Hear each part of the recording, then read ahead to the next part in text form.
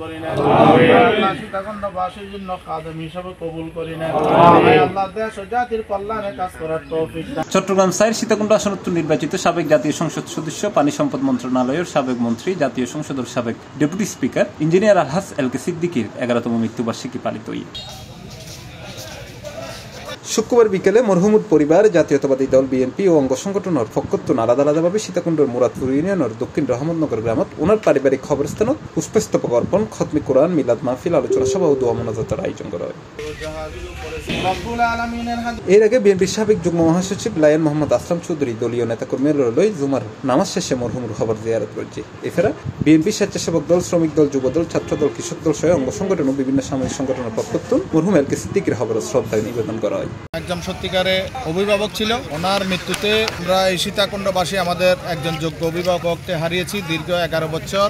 এই সীতাকুণ্ডবাসী আমরা ওনাকে হারিয়ে আমরা এখনো শোকাহত। দীর্ঘ 11 বছর পর আজকে বাংলাদেশ জাতীয়তাবাদী দলের নেতৃত্বে আমরা ওনার মৃত্যুবার্ষিকী পালন করার জন্য এসেছি। আমাদের প্রিয় নেতা এই সীতাকুণ্ডের বর্তমান অভিভাবক জননেতা আসলাম চৌধুরীর নেতৃত্বে আমরা এখানে সবাই ঐক্যবদ্ধভাবে আজকে ওনার মৃত্যুবার্ষিকী আমরা পালন করেছি। একজন অত্যন্ত বড় মনের মানুষ ছিলেন, অত্যন্ত দেশপ্রেমিক ছিলেন। উনি দীর্ঘদিন পর্যন্ত সীতাকুণ্ডের মাটি মানুষের সাথে রাজনীতি করেছেন, বাংলাদেশ জাতীয়তাবাদী দলের রাজনীতি করেছেন। উনি যখন সীতাকুণ্ড ছিল, সীতাকুণ্ডর সর্বস্তরের মানুষ এখানে শান্তিতে ছিল। উনি চেষ্টা করেছেন সীতাকুণ্ডকে ওনার মনের মতো করে সাজানোর জন্য। ওনার আমাদের কোনো রকমের সন্ত্রাস, চাঁদাবাজি, দখলবাজি, দলীয় কোনো ছেলেকে বা কোনো সন্ত্রাসীদেরকে কোনো রকমের অস্ত্র দেন নাই।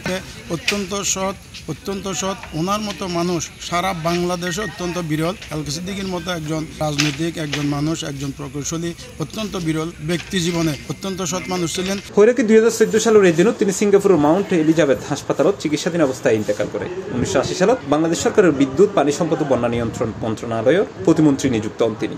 এরপর 1981 ও 82 সাল পর্যন্ত তিনি সেচ, পানি উন্নয়ন ও বন্যা নিয়ন্ত্রণ মন্ত্রণালয়ের মন্ত্রী হিসেবে দায়িত্ব পালন করেছেন। পরে 1991 সালে জাতীয় সংসদের আবারও সংসদ সদস্য নির্বাচিত হন তিনি। এই সংসদে তিনি পাবলিক অ্যাকাউন্টস কমিটির সভাপতি নির্বাচিত হয়। পরে 2001 সালত সাধারণ নির্বাচনত তিনি সংসদ সদস্য নির্বাচিত হয় এবং অক্টোবর 10 তারিখ 2031 সাল পর্যন্ত তিনি পানি সম্পদ মন্ত্রী হিসেবে দায়িত্ব পালন করেছেন।